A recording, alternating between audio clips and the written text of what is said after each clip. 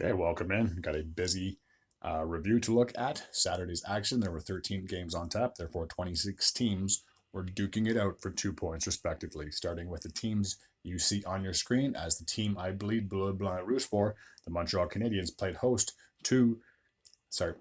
against the Washington Capitals. In the first period, Mantha would kick things off for the Capitals, just 3 minutes and 40 seconds into that frame, getting his 17th goal of the season from Protas and Jensen. Arbor Xhekaj would tie the game up a minute and 24 seconds after that, getting his second goal of the season, assisted by Waugh and Armia. TJ Oshie would score exactly 10 minutes into that frame. A power play goal, his 10th of the season from Strome and Ovechkin. After 20 minutes of play, it was 2-1 in favor of the Capitals. In the second period, just one goal to report, and that was Alex Newhook. He'd get a goal. That was his first goal after being injured for so long, his 8th of the season, assisted by Armia. And that goal happened with 3 minutes and 45 seconds remaining on the clock. After 40 minutes of play, we were all tied up at 2. And Milano would give the Capitals a 3-2 lead with 3 minutes 27 seconds into that frame, his 5th of the year from Pacioretty and Edmondson, both former Habs players at that. Nick Suzuki would tie the game up on a power play, 9 minutes and 45 seconds into that frame, his 20th goal of the season, assisted by Slavkovsky and Mike Matheson. With 8 minutes and 3 seconds to go. 8 minutes and 3 seconds to go. Wow, I'm all over the place. Protas would give the Capitals a 4-3 lead, getting his 4th goal of the year from Dowd and Mantha. And that would be the final score from this matchup. With that, the Capitals are 24, 21, and 8, still attempting to make a postseason berth, but there's still a few points out. And for the Montreal Canadiens, 22, 25, and 8, I had a funny feeling they'd be kind of around 500 for this season as they are still continuing their rebuild. All right, the next matchup took place in Boston, where we had the Bruins playing host to the Los Angeles Kings. Oh, I'll flip that around. There we go. So the Kings went into Boston. All right, let's take a look and see how this game went.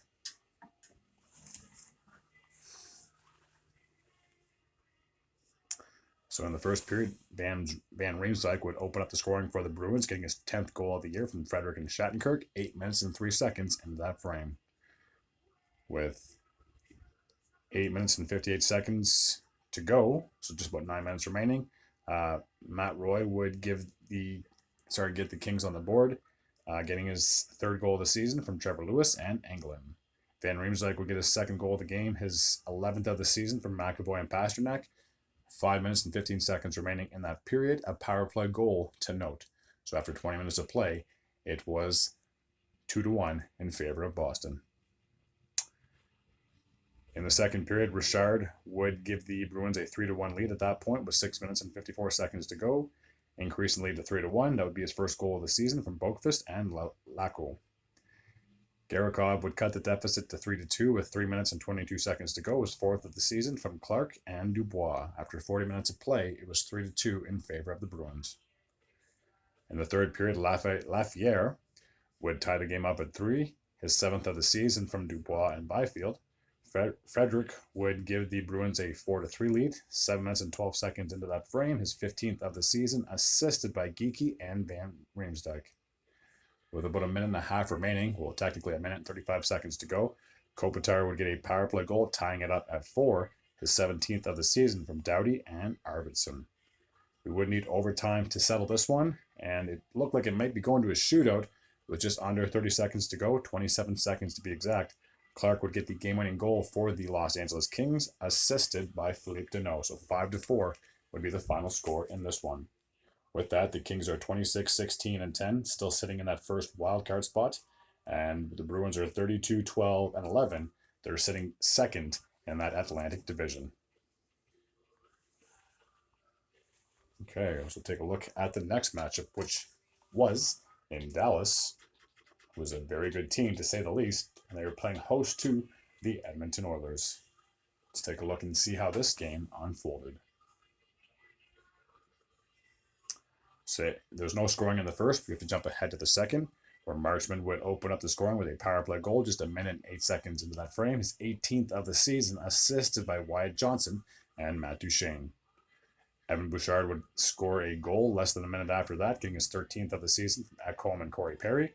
Harley would score 4 minutes and 47 seconds into that frame, his 14th of the year from Duchene and Heiskanen. Perry would tie the game up at 6 minutes and 55 seconds into that frame, getting his 6th of the year from McDavid and Draisaitl. Derek Ryan would increase the lead. Would give the Oilers a 3-2 lead with a minute and 18 seconds to go. A power play goal to note, his 5th of the season, assisted by Nugent Hopkins. But that lead did not last long. Just 20 seconds after that, Matt Duchene would score on that same power play, his 22nd of the season, assisted by Marchment and Harley.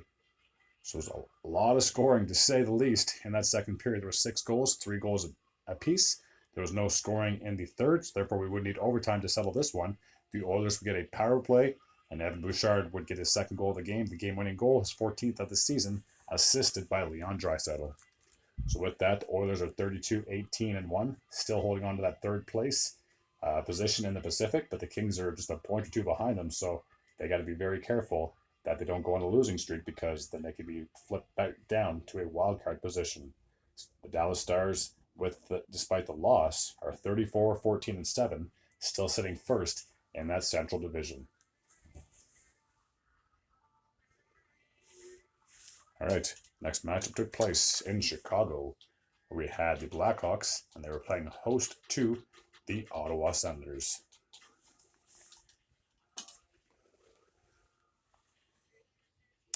In the first period, Foligno would kick things off for the Blackhawks, just 6 minutes and 31 seconds to go. His 12th of the season from Khrushchev and Connor Bedard.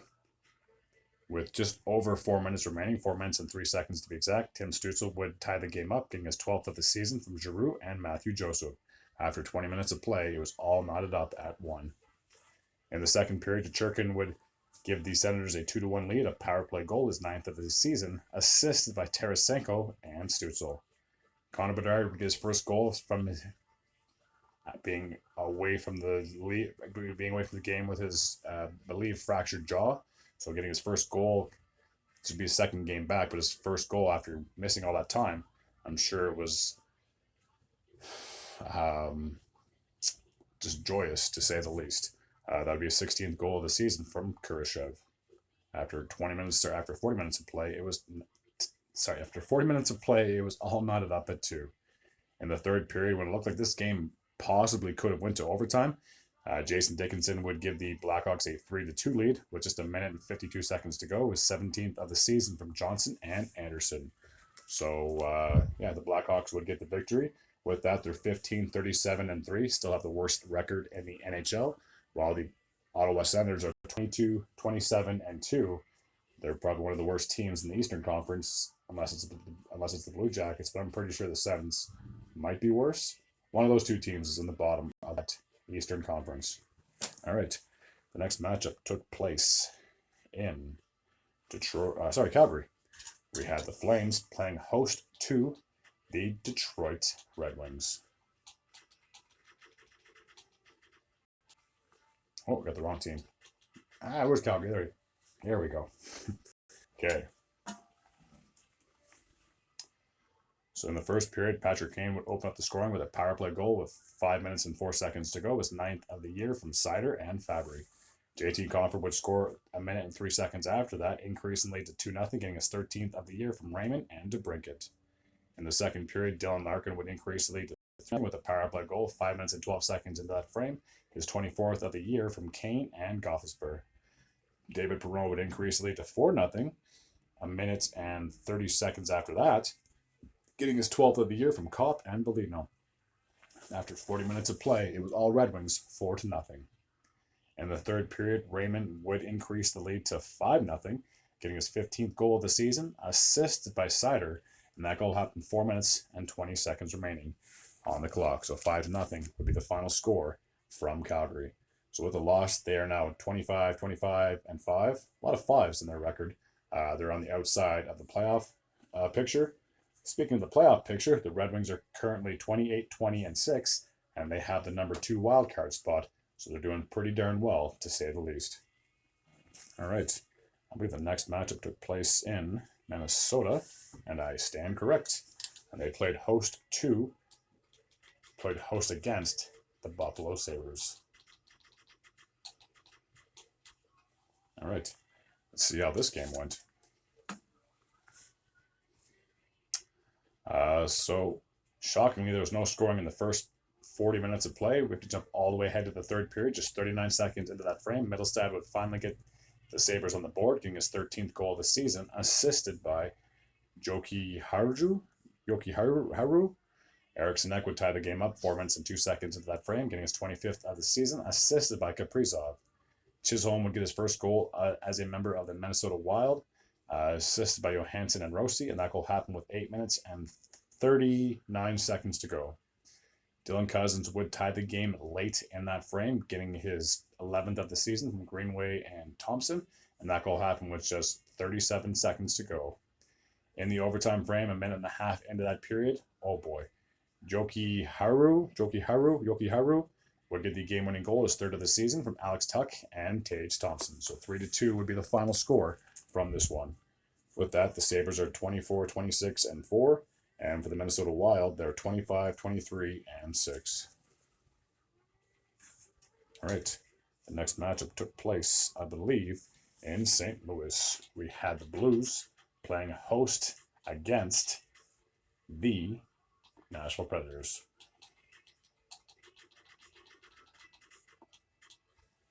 Okay. Let's take a look and see how this game went.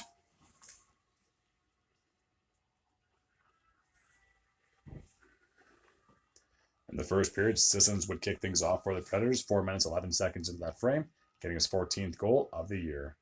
Jordan Kyrou would score with just 55 seconds remaining, his 19th of the season from Rob Thomas and Torrey Krug, a power play goal to note. After 20 minutes of play, we had 2 goals, 1 apiece. In the second period, Evangelista would give the Predators a 2-1 lead with 6 minutes and 51 seconds to go, his 10th of the year, assisted by Joe Lozon. After 40 minutes of play, it was 2-1 in favor of the Preds. In the third period, Forsberg would increase the lead to 3-1 with a power play goal, his 26th of the season from Yossi and Ryan O'Reilly. Luke Schenn would finally get his first goal as a member of the Nashville Predators, increasing the lead to 4-1, assisted by McDonough and Sherwood. Walker would cut the deficit in half, getting his 5th goal of the season from Hayes and Leddy, and that goal happened with 7 minutes and 8 seconds to go. And with about a minute and a half remaining, Ryan O'Reilly would increase the lead to 5-2. It was game over at that point, his 20th of the season, assisted by Nyquist and Forsberg. So 5-2 would be the final in this one. With the victory, the Predators are 28, 28, and 2, still on the outside looking in when it comes to the postseason. Speaking of the postseason, the Blues have the last wild card position with a record of 29, 23, and 2. Okay, so the next matchup from Saturday, took place in Tampa Bay, where we had the Lightning playing host against their state rival in the Florida Panthers. This was a blowout, by the way, so a high-scoring affair for one team. Hagel would kick things off just 24 seconds into that opening period, getting his 20th of the season, assisted by Cirelli. Montour would tie the game up 7 minutes into that frame, his 3rd of the year, assisted by Sam Bennett. Speaking of Bennett, he got on the goal scorer sheet himself, recording his 12th goal of the year, assisted by Kachuk and Kulikov, and that goal happened with 7 minutes and 32 seconds remaining in the period. With just 2 minutes and 16 seconds to go, Stenlund would increase the lead to 3-1, getting his 9th of the year from Lomberg and Mahura. Forsling would increase the lead to 4-1 at that point, with just a minute and 22 seconds to go, getting his 8th goal of the season. So after 20 minutes of play, it was 4-1 in favor of the Panthers. In the second period, Kachuk would get a pair of goals. The first one happened on a power play just 23 seconds into that frame, his 19th of the year from Barkov and Montour. He would get another power play goal with a minute and 37 seconds into that frame. So the goal only happened a minute and 14 seconds apart, getting his 20th of the year from Verhaeghe and Montour. So 6-1 in favor of Florida at that point after 40 minutes of play. In the third period, just a minute and 5 seconds into that frame, Verhaeghe would increase the lead to 7-1, getting his 29th goal of the season from Bennett and Kachuk. Less than a minute after that, Bennett would got his second goal of the game, his 13th of the season from Rodriguez and Lundell, making it 8-1 at that point. 4 minutes and 9 seconds into that frame, Verhaeghe would record his second goal of the game, his 30th goal of the season from Forsling and Reinhardt, making it 9-1 in favor of the Panthers. Brandon Point would finally stop the bleeding, getting the Lightning their second goal of the game, his 27th of the season from Kucherov and Hedman. That would be a power play goal with 9 minutes and 9 seconds to go in the frame. But unfortunately, the game was already over at that point. 9-2 would be the final score in this one. So with the victory, the Panthers are sitting in first place in the Atlantic Division with a record of 36-15-4. And with the loss, Tampa Bay has dropped down to the wild card position with a record of 30-21-5.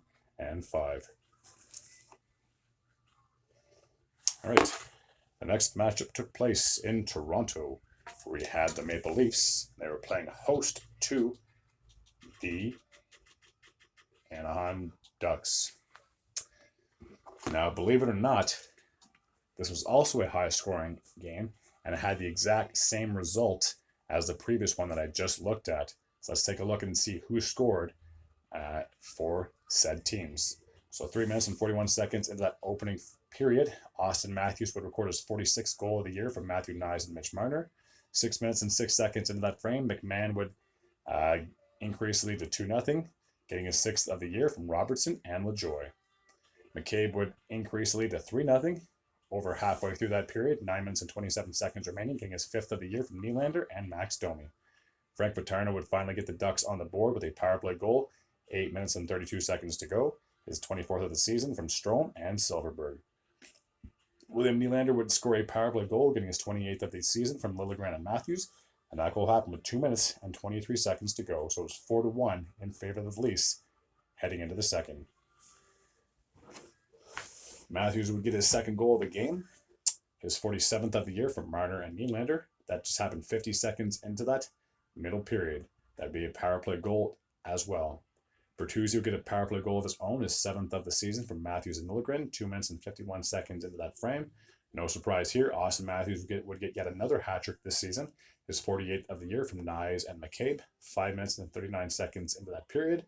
And then with just over 2 minutes to go, McMahon would get his second goal of the game, with 2 minutes and 2 seconds remaining, making it 8-1 in favor of Toronto.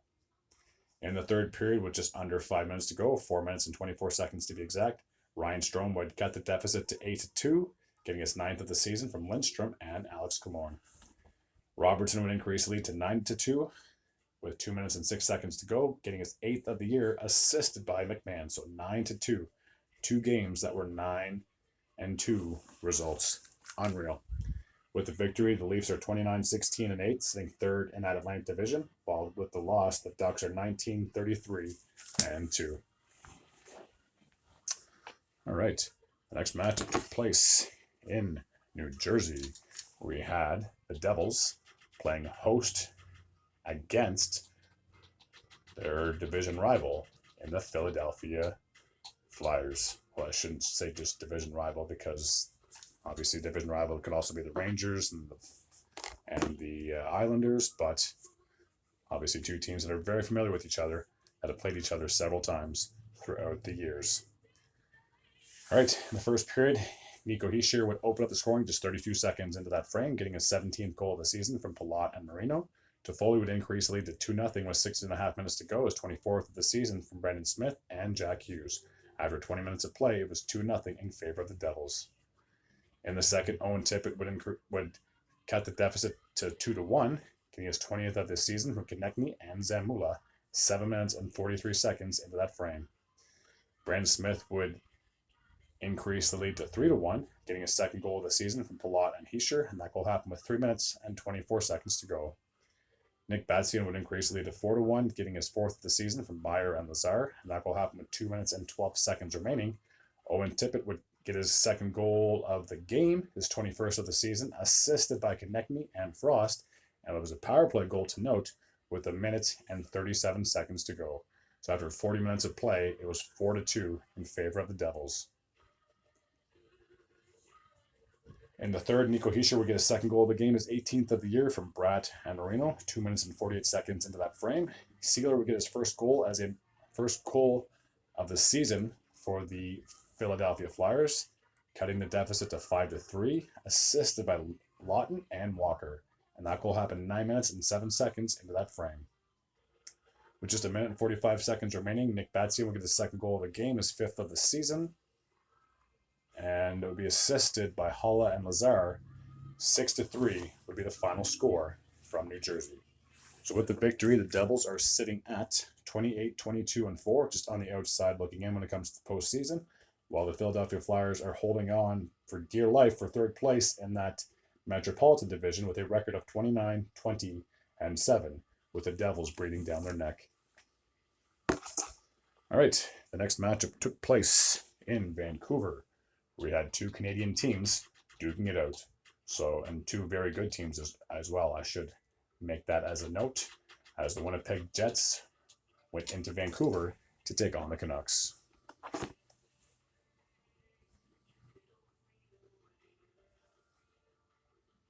There was no scoring in the first, so we have to go ahead to the second period where Noah Juleson will get his first goal of the season for the Vancouver Canucks, assisted by Garland and Mikheyev.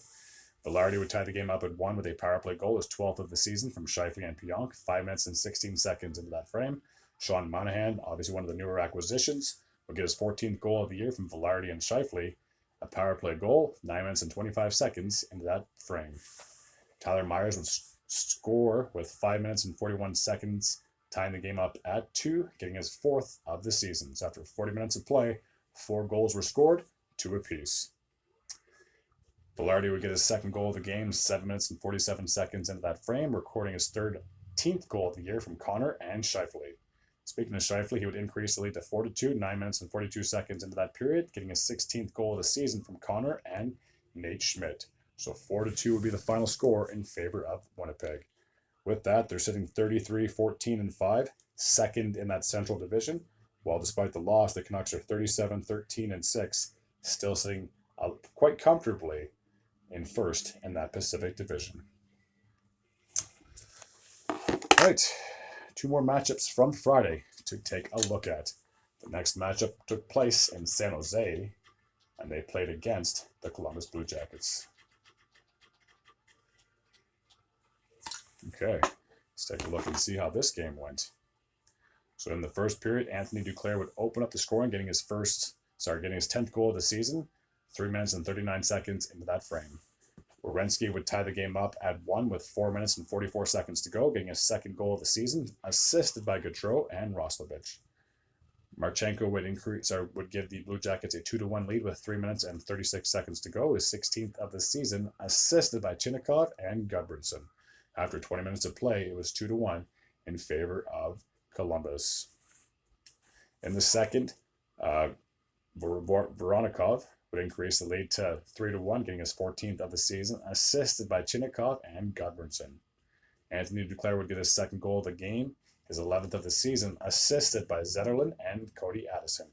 7 minutes and 33 seconds in that middle frame. Zetterlund would tie the game up at 3, getting his 15th of the season from Addison and Grundlund with 4 minutes and 31 seconds. So after 40 minutes of play, we were all tied up at 3. Boone Jenner would get a very late goal, just 13 seconds remaining on the clock, giving the Blue Jackets a 4-3 lead. That's where we would stand at the end of regulation. His 17th of the season, assisted by Gaudreau and Provorov. So 4-3 in favor of Columbus. They're sitting 17-26-10. Again, one of the worst teams in the league, or for sure at least the worst team in the East. It's either them or the Ottawa Senators, one of the two. Speaking of being one of the worst teams, the San Jose Sharks record after this game is 15-34-5. They are currently sitting second worst in the Western Conference. All right, the last game that took place on Saturday took place. Oh, I just said that already. We're heading to Vegas. There we go. And they played host against the Carolina Hurricanes. All right, let's take a look and see how this game went. So in the first period, over halfway through that period, 9 minutes and 45 seconds to go, Marchessault would get his 28th goal of the season, assisted by Nick Waugh and Barbashev. In the second frame, Svechnikov would get his 12th goal of the season from Jarvis and Pesky, just a minute and 21 seconds into that frame. After 40 minutes of play, we were all knotted up at 1. In the third period, just 19 seconds into that frame, Seth Jarvis will get a shorthanded goal, his 18th of the season, from Jordan Stahl and Braden Shedd. Scott Nason would increase lead to 3-1. 12th goal of the year from Konechny and Nichis, 6 minutes and 19 seconds on the clock, increasing the lead to 3-1, and that's where we'd stand at the end of regulation. So with the victory, the Hurricanes are sitting at 32, 17, and 5, still second in that Metropolitan Division. And for the Vegas Golden Knights, 31, 17, and 6, they are also sitting second in their respective division, which is the Pacific one. Okay, that takes care of my recap from Saturday. As always, if you're new to this channel and you like this type of content, please feel free to hit the sub button. I'd be very grateful and very appreciative. Until next time, take care.